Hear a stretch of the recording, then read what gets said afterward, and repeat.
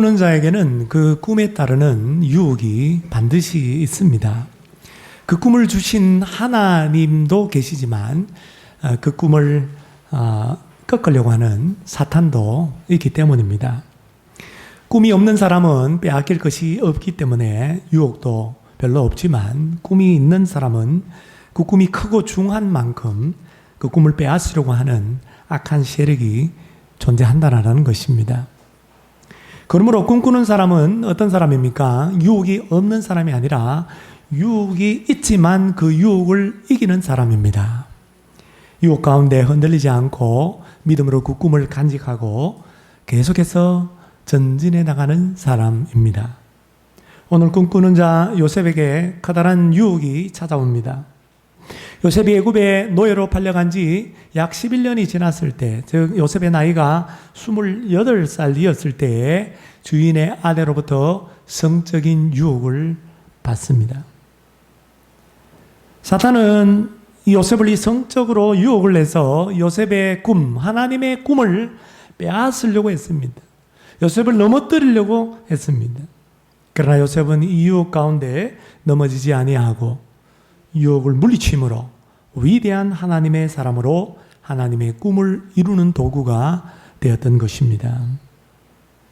하나님은 결코 우리를 유혹하는 분이 아닙니다. 그래서 야고보서 1장 13절 말씀에 보면 하나님이 친히 아무도 시험하지 아니하시느니라, 유혹하지 아니하시느니라. 누가 유혹합니까? 사탄이 우리를 유혹합니다. 야고보서 1장 14절에 보면 오직 각 사람이 유혹을 받는 것은 자기의 욕심에 끌려 미혹됨이기 때문이다. 자기 욕심에 끌려서 미혹되기 때문에 유혹을 받고 그리고 죄를 짓게 된다는 것이죠. 그러나 하나님은 오늘 우리가 그 유혹을 반드시 이기기를 원하십니다. 왜 그럴까요? 하나님께서 우리를 향한 계획하신 삶이 있는데, 그 하나님이 계획하신 삶, 하나님이 예정하신 삶을 살기를 원하기 때문입니다. 그러니까 우리가 그 유혹을 이기지 못하고 자꾸 넘어지고 죄를 짓는다고 한다면 하나님이 우리를 향한 계획한 삶, 예정하신 삶을 우리는 살 수 없다라는 거예요. 우리가 하나님이 예정하신 삶, 계획하신 삶을 살아가는 것, 그것이 형통이고 그것이 행복입니다. 그렇다고 한다면 우리가 유혹을 이길 때마다 우리에게는 진정한 행복, 그 행복을 누리게 되는 것이죠. 사랑하는 성도 여러분, 물론 이전에 유혹에 빠져서 죄를 지었다고 한다면 회개하십시오. 회개하면 사랑 많으신 하나님, 용서하기를 기뻐하시는 하나님께서 반드시 용서해 주십니다. 이제 우리 모두 요셉처럼 유혹을 물리쳐서 하나님이 예정하신 삶, 계획하신 삶을 살고 하나님의 꿈을 이루는 도구로 쓰임받는 행복한 저와 여러분들이 되시기를 주님의 이름으로 축복합니다. 먼저 오늘 본문은 유혹의 특징을 말씀합니다. 여러 가지 특징이 있지만 딱 두 가지로 말씀드리겠습니다. 첫째로 장점이 동기가 되어 유혹이 찾아옵니다.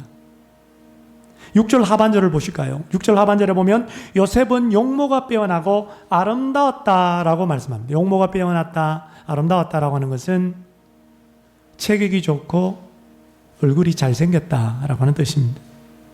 요셉의 나이가 28살, 매우 탁월한 외모를 가지고 있었다라고 하는 것입니다.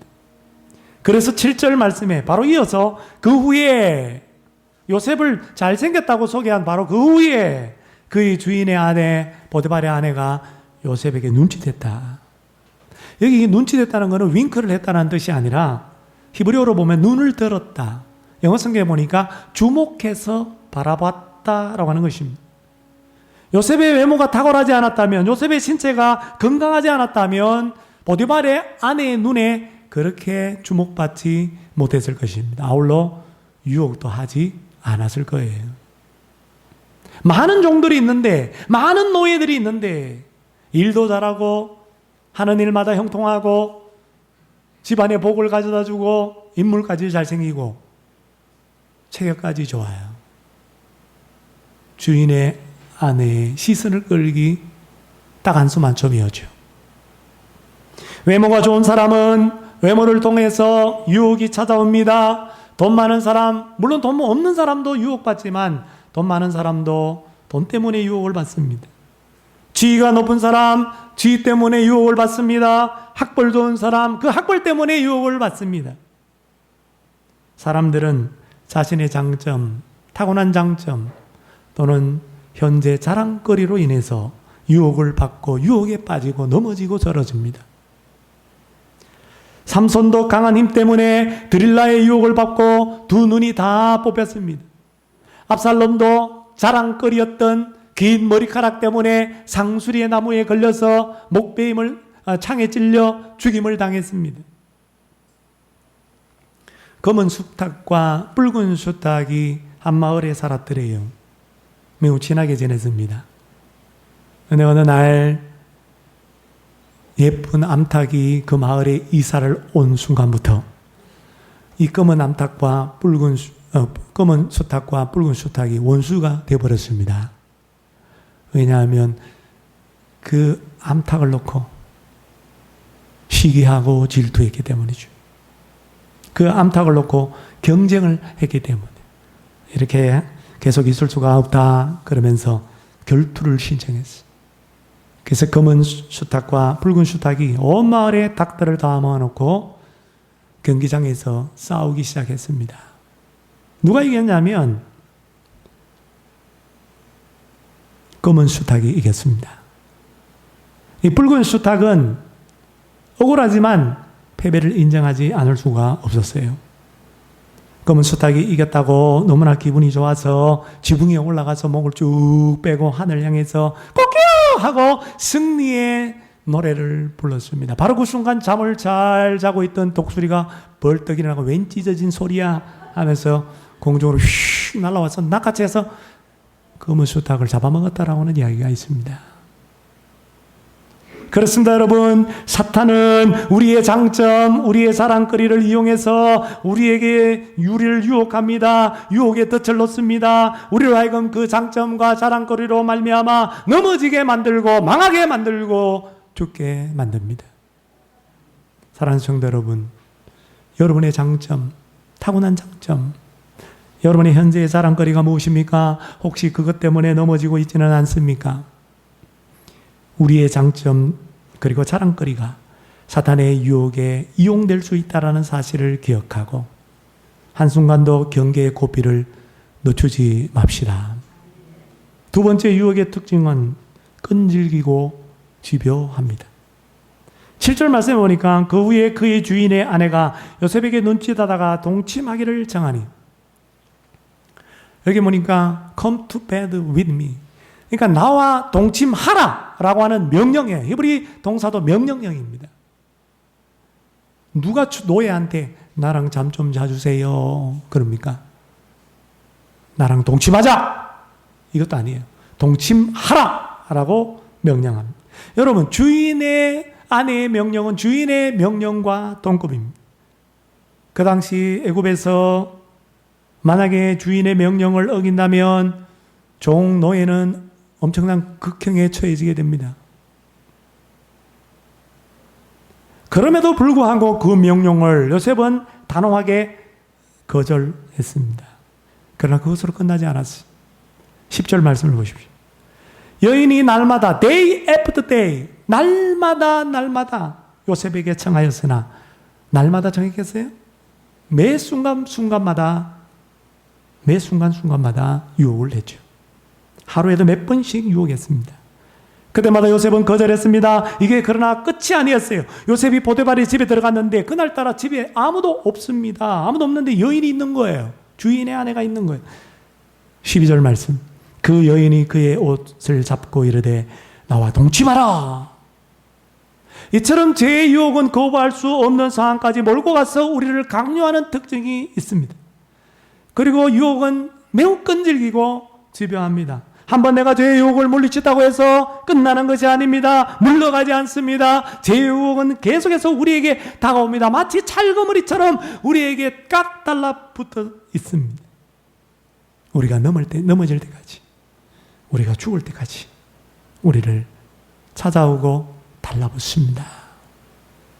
동물의 세계와 같은 TV 프로그램을 보다 보면, 또 디스커버리 같은 자연 다큐멘터리를 보다 보면은 가끔 여러분도 보셨을 거예요. 이 물소 떼들이 이렇게 강을 건너갑니다. 건너가야 돼요. 저쪽에 푸른 초원이 있기 때문에. 그래서 막 건너가는데 그 계곡에 보면은, 강에 보면은 악어들이 탁 숨어 있는 거예요. 악어들이 어슬렁어슬렁 거리면서 물소 한 마리를 묻니다. 그러면 뭐 그 문 순간 여러 소들이 막 발길질을 하거나 막 불을 받으면서 쫓아냅니다. 실패할 때도 있어요. 그 악어가 새끼 한 마리를 물소 한 마리를 물을 새끼 한 마리를. 그럼 어떻게 해요? 물면 놓지 않습니다. 끝까지 물속으로 끌고 들어가서 죽여버리고 잡아먹습니다. 죄의 유혹도 이와 같은 것입니다. 여러분, 죄의 유혹은 이렇게 끈질기고 지배합니다. 우리가 죽을 때까지, 넘어질 때까지, 피를 철철 흘릴 때까지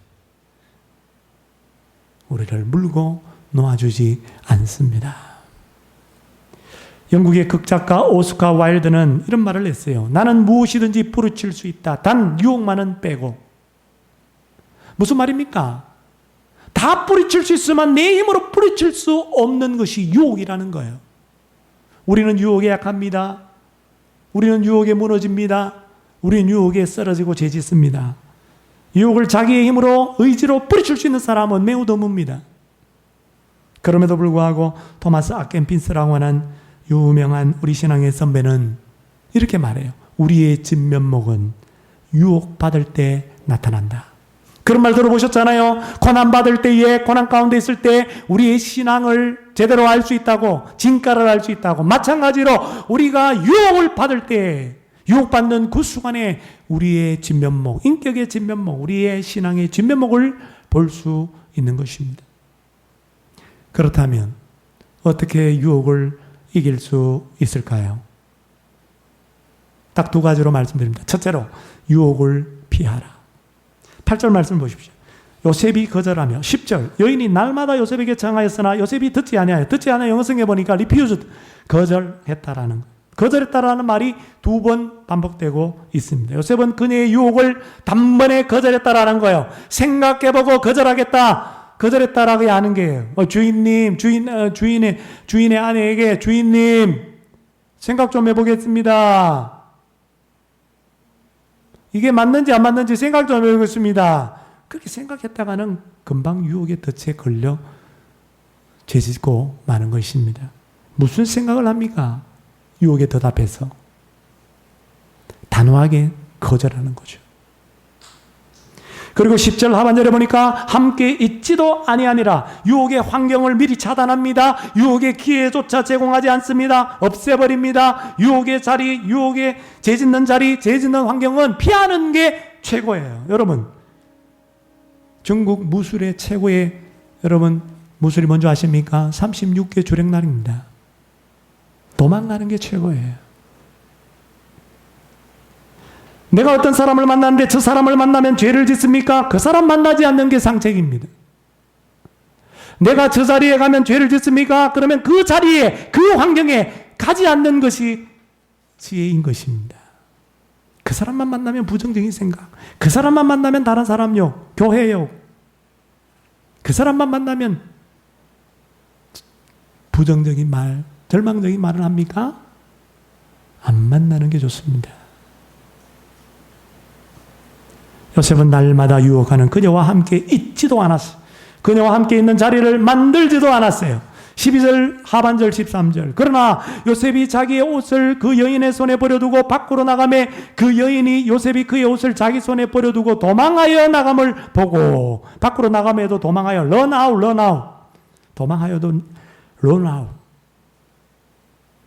도망치는 게 최고예요. 자신의 옷을 빼앗길지언정, 버릴지언정 유혹의 자리에서 도망가는 게 지혜인 것입니다. 요셉은 내 잃어버린 옷을 다시 찾으러 가야 되겠다 하고 옷을 찾으러 가지 않았습니다. 후회하지도 않았습니다. 뒤도 돌아보지 않았습니다. 그래서 유혹에 빠져 죄 짓는 것보다 옷 한 벌 잃는 게 낫다. 어떤 학자들은 그런 말을 했습니다. 이게 지혜예요. 괜히 유혹의 자리에 얼쩡거리고 있다가 그렇게 유혹에 빠지는 것 얼마나 어리석은 짓인지 몰라요. 그래서 토마스 세커라는 분은 이런 말을 했어요. 유혹을 받지 않기 위해서 기도하면서 유혹의 기회 속으로 들어간다면 그것은 마치 손가락을 불 속에 집어넣고 불에 데이지 않기를 기도하는 것과 같다. 시험에 빠지지 말게 하옵소서. 주기도문 주 예수님의 기도처럼 유혹에 빠지지 않게 해달라고, 자녀들 유혹에 빠지지 않게 해달라고, 내 배우자 유혹에 빠지지 않게 해달라고, 이 유혹 많은 세상에서 지켜달라고 물론 기도해야 되죠. 나 자신을 위해서도 기도해야 되죠. 근데 유혹의 자리에 머물면서, 유혹의 자리에 그 근처에 가면서 내 유혹을 하는 그 사람 근처에 있으면서 유혹에 빠지지 않게 해달라고 기도하는 것은 불 속에 손을 집어넣고 손 안 대게 해달라고 하는 기도와 똑같은 어리석은 멍청한 짓이라는 것입니다. 불에 대지 않으려면 불 가까이 가지 말아야 합니다. 불 속에 손을 집어넣지 말아야 합니다. 마찬가지로 유혹에 빠지지 않으려고 하면 유혹의 자리에 가지 말아야 되고 유혹의 자리를 피해야 되고 유혹하는 사람으로부터 도망가야 되는 거예요. 왜 많은 사람들이 죄를 짓습니까? 왜 죄의 유혹 앞에 굴복하고 넘어집니까? 죄 지을 수 있는 가능성과 기회를 스스로 가지기 때문입니다. 피할 수 있는 기회가 있었지만 피하지 않아요. 도망갈 수 있는 시간이 있었지만 도망가지 않기 때문입니다. 사람들은 때때 이렇게 말하면서 스스로 자기 자신을 속입니다. 아이고, 아무것도 안 하고 그냥 눈으로 그냥 보기만 하고 올게. 그러나 그것이 뜻대로 됩니까? 그게 뜻대로 되나요? 안 되죠. 우리는 다 경험적으로 압니다. 이렇게 말하는 사람을 본 적이 있습니까? 가서 보기만 하려고요. 절대로 안 살 거예요. 눈으로 보기만 볼 테니까 아이 쇼핑만 하고 안 살 거예요. 그러나 실제로 그렇게 하는 사람 드뭅니다. 우리는 보면 사게 돼 있어요. 왜냐하면 보는 것이 사고 싶은 열망을 일으키기 때문에. 집들을 보러 다니기 시작하면 금방은 아니지만 머지않아 집을 사게 되고요. 새 차들을 보기 시작하면 또 새 차들을 사게 됩니다. 음란한 잡지나 음란한 사이트, 음란한 영화, 음란한 TV 프로그램을 보기 시작하면 내 마음속에 음란한 마음이 생깁니다. 음란한 마음이 생기면 음란한 행위를 하게 됩니다. 이건 시간 문제예요. 눈은 마음의 등불입니다. 우리 눈을 통해서 안목의 종용, 세상의 것들은 안목의 종용이에요. 눈을 통해서 우리 마음을 빼앗겨 버리는 거예요. 욕심에 이끌려 유혹당하고 죄짓게 되는 거예요. 성군 다윗왕도 여인의 목욕 장면을 보고 남의 아내 목욕하는 장면을 보고 도망치면 좋은데 누군지 알아봐라. 자꾸 이제 들어가는 거죠. 점점 가까이 가는 거예요. 그러다가 죄 지은 거죠. 간음죄를 범한 거죠. 죄악의 나락으로 떨어졌습니다. 그래서 예수님께서 마태복음 5장 28절에서 30절에 이런 말씀을 하세요. 나는 너희에게 이르노니 음욕을 품고 여자를 보는 자마다 마음에 이미 간음하였느니라. 이 7계명 간음 계명에 대해서 새로운 해석을, 새로운 명령을 내리세요. 만일 너의 오른 눈이 너로 실족하게 하거든, 즉 죄짓게 하거든 빼어버려라. 만일 너의 오른손이 너로 실족하게 하거든 찍어내버려라. 이 말은 죄 안 짓도록 다 빼고 다 잘라버리라는 뜻이 아니에요. 이 말은 뭐냐면 내 손이 만일 죄를 짓거든 그 손으로 만지지 말아라. 내 눈으로 내가 음욕을 품고 간음한다면은 그 눈을 쳐다보지 말아라. 그런 뜻입니다. 그러므로 사랑하는 성도 여러분, 시편 101편 3절의 고백이 오늘 우리의 고백이 되어야 될 줄로 믿습니다. 나는 비천한 것을 내 눈앞에 두지 아니할 것이요. 욥은 내가 처녀를 주목하지 아니하겠습니다. 욥은 그렇게 말합니다. 비천한 것, 야한 것, 음란한 것, 내 눈앞에 두지 않겠습니다. 여러분, 하나님께 기도하십시오. 시험에 들지 말게 하옵소서. 기도하십시오. 자녀를 위해서 그렇게 기도하십시오. 배우자를 위해서 그렇게 기도하십시오. 단 근처에 가서 그런 기도는 하지 말고. 그리고 이렇게 하나님께 약속하십시오. 기도하는 가운데. 하나님, 저는 절대로 음란한 것을 쳐다보지 않겠습니다. 만일 내 앞에 엄나는 것이 있다면 시선을 다른 곳으로 옮기겠습니다. 그리고 두 번 다시 그런 것들을 쳐다보지도 않겠습니다. 그리고 오랫동안 보지도 않겠습니다.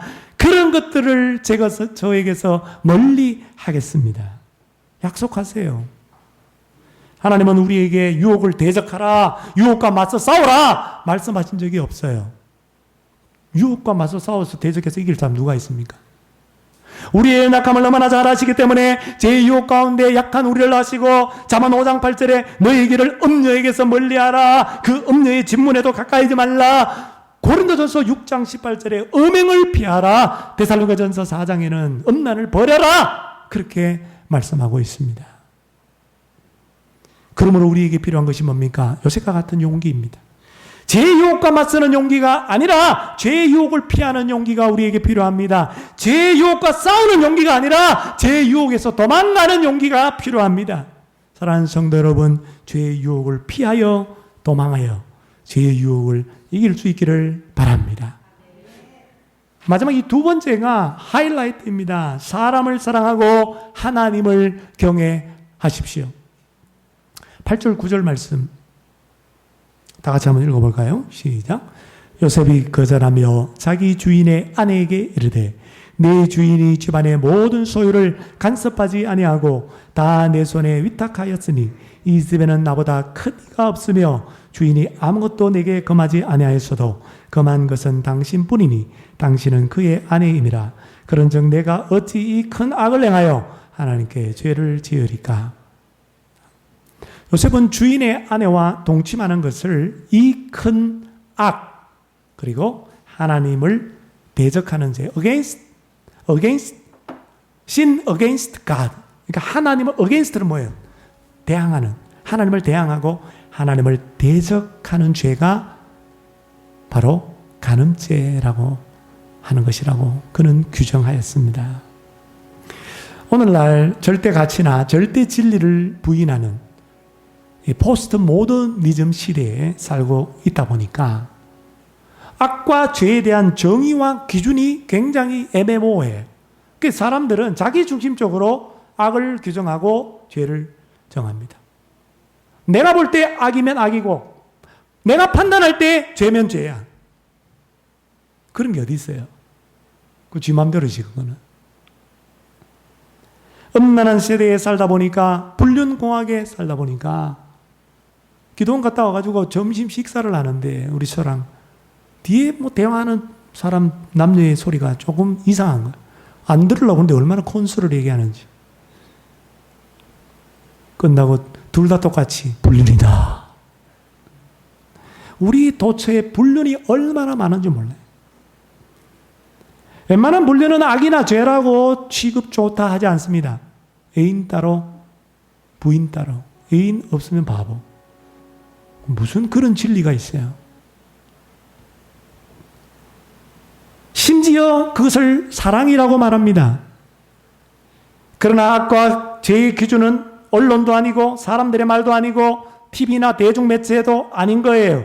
그 기준은 오직 거룩하신 하나님이 정하는 것입니다. 악과 죄가 뭔지 하나님은 분명히 말씀해요. 출애굽기 20장 14절 간음하지 말라. 출애굽기 20장 17절 너의 이웃의 아내를 탐하지 말라.